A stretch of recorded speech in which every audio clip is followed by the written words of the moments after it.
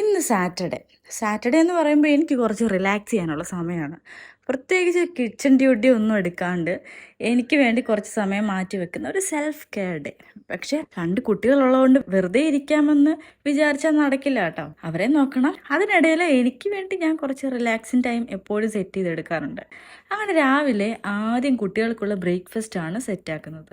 2 മുട്ട, കുറച്ച് ക്യാരറ്റ്, സവാള, പിന്നെ കുറച്ച് പാൽ കൂടി ചേർത്ത് ഒരു മുട്ട അപ്പം ഉണ്ടാക്കുവാണ്. വളരെ സിമ്പിൾ ആൻഡ് ഹെൽത്തി ആയിട്ടുള്ള ബ്രേക്ക്ഫാസ്റ്റ് ആണ്. രാവിലെ നേരത്തെ എഴുന്നേറ്റ് ബ്രഷൊക്കെ ചെയ്തിട്ട് കുട്ടികൾ ഇതാണ് ഇന്ന് കഴിക്കാൻ പോകുന്നത്. പിന്നെ എനിക്ക് ബ്രേക്ക്ഫാസ്റ്റ് ആയിട്ട് പ്രത്യേകിച്ചൊന്നും ഉണ്ടാക്കുന്നില്ല. എനിക്ക് എന്തെങ്കിലും ഫ്രൂട്ട്സോ അല്ലെങ്കിൽ ബനാന സ്മൂത്തിയോ അങ്ങനെ എന്തെങ്കിലുമൊക്കെ ഉണ്ടാക്കുന്നുള്ളൂ. പിന്നെ ബ്രേക്ക്ഫാസ്റ്റ് ഒക്കെ കഴിഞ്ഞ് ഇനി എൻ്റെ സെൽഫ് കെയർ തുടങ്ങാം. ആദ്യം വളരെ സിമ്പിളായിട്ടുള്ളൊരു ഫേസ് പാക്കാണ് കേട്ടോ ഞാൻ ഉണ്ടാക്കുന്നത്. സാധാരണ കോഫി പൗഡറും പിന്നെ ഒരു ഇച്ചിരി കോക്കനട്ട് ഓയിലും അത് രണ്ടും കൂടെ മിക്സ് ചെയ്ത് മുഖത്ത് നന്നായിട്ട് അപ്ലൈ ചെയ്യുക. ഞാൻ ബ്രഷൊന്നും യൂസ് ചെയ്യുന്നില്ല, കൈ കൊണ്ട് തന്നെയാണ് അപ്ലൈ ചെയ്യുന്നത്.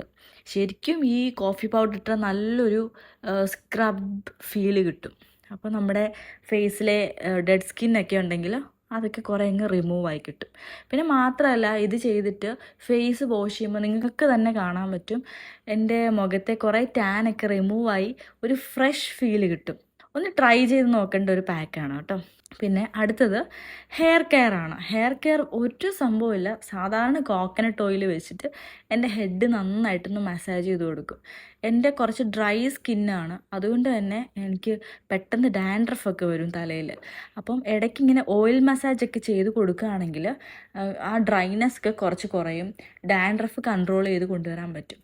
ഞാൻ വീക്കിലി 3 ടൈംസ് നന്നായിട്ട് ഹെയർ മസാജ് ചെയ്യാറുണ്ട്. എന്നിട്ടൊരു ഹാഫ് ആൻ അവർ കഴിയുമ്പോൾ ഷാമ്പു വാഷ് ചെയ്ത് കളയും. അങ്ങനെ ഞാൻ കുളിച്ച് ഫ്രഷ് ആയിട്ട് വന്നു.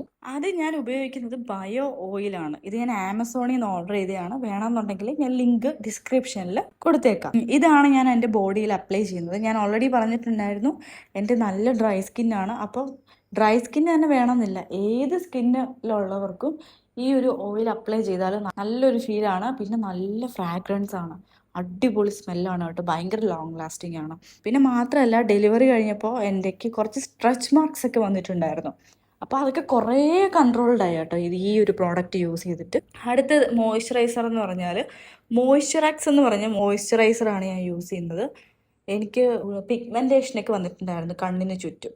അപ്പം ഞാനൊരു ഡെർമറ്റോളജിസ്റ്റിനെ പോയി കണ്ട് പുള്ളിക്കാരി എനിക്ക് പ്രിസ്ക്രൈബ് ചെയ്ത് തന്ന ഒരു മോയ്സ്ചറൈസറാണിത്. പിന്നെ ഹെയറിൽ ഞാൻ ഒന്നും ചെയ്യുന്നില്ല, അത് നാച്ചുറലായിട്ട് ഡ്രൈ ചെയ്യാൻ വിട്ടിരിക്കുകയാണ്.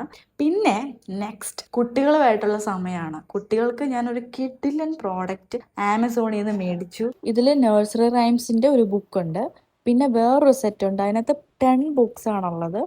ഒന്നിൽ vegetables, colours, shapes, fruits, animals, അങ്ങനെ പല പല സെറ്റ് ബുക്സ്. എല്ലാ ദിവസവും ഞങ്ങളിത് റിവൈസ് ചെയ്യാറുണ്ട്. അതുകൊണ്ട് ഇപ്പോൾ അവൻ കുറേ കാര്യങ്ങളൊക്കെ പഠിച്ചു. ഫ്രൂട്ട്സ്, ബേർഡ്സ്, വെജിറ്റബിൾസ്, നമ്പേഴ്സ് എല്ലാം അവന് ഓൾമോസ്റ്റ് അറിയാം. പിന്നെ ഇങ്ങനെ റിവൈസ് ചെയ്യുന്നത് കൊണ്ട് കുറച്ചും കൂടെ എളുപ്പമായിരിക്കും പഠിക്കാൻ. ഓൾറെഡി അവൻ്റെ ഉള്ളിൽ ഇതെല്ലാം ഉണ്ട്, ഓൾറെഡി അവനെല്ലാം പഠിച്ചു കഴിഞ്ഞു.